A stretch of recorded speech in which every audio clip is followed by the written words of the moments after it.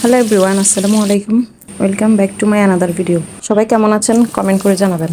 আজকে আবার চলে আসলাম নতুন আরেকটি ভিডিও নিয়ে।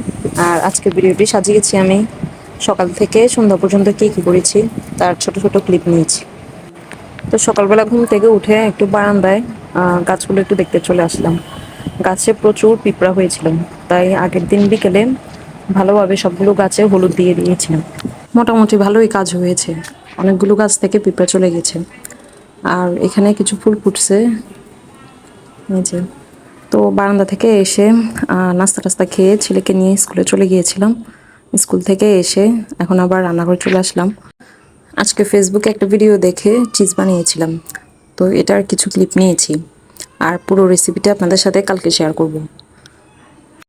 দুপুরে রান্নার জন্য এখানে মাছ ভিজিয়ে নিয়েছি, চিংড়ি মাছ ভুনা করব আর রুই মাছ দিয়ে একটা সবজি রান্নার প্ল্যান ছিল। গতকাল রাতে গরু মাংস রান্না ছিল, তাই সবজিটা রান্না করব না। এখানে বরবটি আলু দিয়ে ভাজি করব আর রুই মাছটা ম্যারিনেট করে আবার ফ্রিজে রেখে দেব। এখানে একটা আলু আর অল্প কিছু বরবটি নিয়েছি। বরবটিগুলো কেটে এই যে এখন ভালোভাবে ধুয়ে নিচ্ছি। তো প্রথমে আমি ভাতের চালটা ভালোভাবে ধুয়ে ভাতটা আগে বসিয়ে দিলাম, আর অন্য পাশে বরবটিটা ভাজি হওয়ার জন্য একটা কড়াই বসাই দিলাম।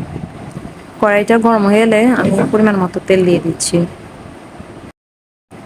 তেলটাও একদম গরম হয়ে গিয়েছে, তো এখন পেঁয়াজটা আগে ভেজে নেব।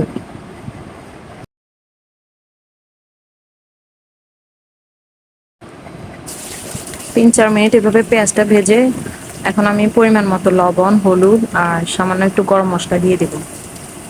আর যে কোনো ভাজির মধ্যে একটু গরম মশলা দিলে ভালোই লাগে খেতে।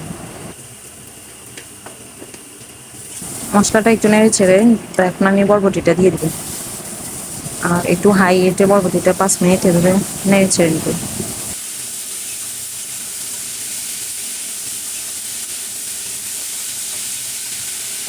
টমেটো আর কাঁচামরিচ কেটে রেখেছিলাম, তো এটাও দিয়ে দিয়েছি। এখন ঢাকনা দিয়ে 10 মিনিট এভাবে রেখে দেব।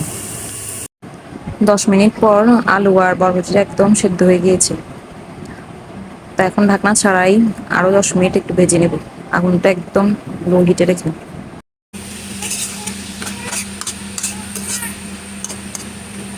এদিকে ভাতটাও সেদ্ধ হয়ে গিয়েছে, তো ভাতের মার গেলে চিংড়ি মাছ ভুনা করার জন্য একটা কড়াইতে চিংড়ি মাছটা হালকা একটু ভেজে নেব। জাস্ট 2-3 মিনিট একটু নাড়াচাড়া করে উঠিয়ে ফেলব।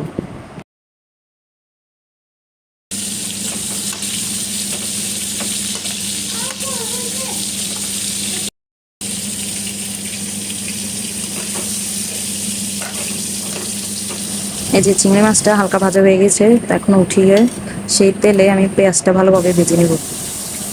এদিকে রান্না করতে করতে আমার ছেলেও স্কুল থেকে চলে এসেছে, তো ওকে নিয়ে একটু ব্যস্ত থাকায় এদিকে আর ভিডিও ক্লিপগুলো নেওয়া হয়নি। তো একবারে আমি প্রায় 15-20 মিনিট পর এই যে মাছটা মোটামুটি রান্না শেষের দিকে আমি একটু ক্লিপ নিয়েছি। এই যে এখন একটু ধনেপাতা দিয়ে মাছটা নামিয়ে ফেলবো।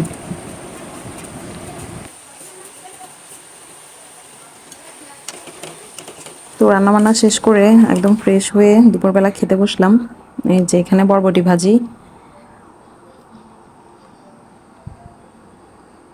আর এদিকে যে চিংড়ি মাছটা ভুনা আর গতকাল রাতের গরুর মাংস রান্নাটা ছিল।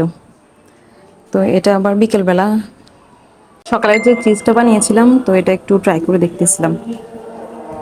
রেসিপিটা আমার কাছে বেশ ভালোই লেগেছে, খুবই কম খরচে আর কম সময়ে এটা রেডি করা যায়।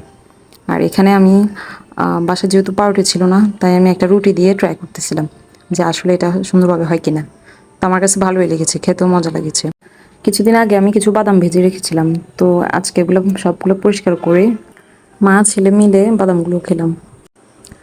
আসরের পর ভাবলাম আজকে একটু ভাজা পোড়া খাই।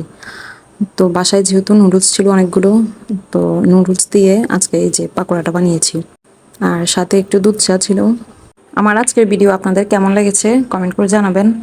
আর এতক্ষণ যারা ধৈর্য ধরে আমার ভিডিও দেখেছেন তাদের সবাইকে অসংখ্য ধন্যবাদ। আজকের মতো বিদায়, আল্লাহ হাফেজ।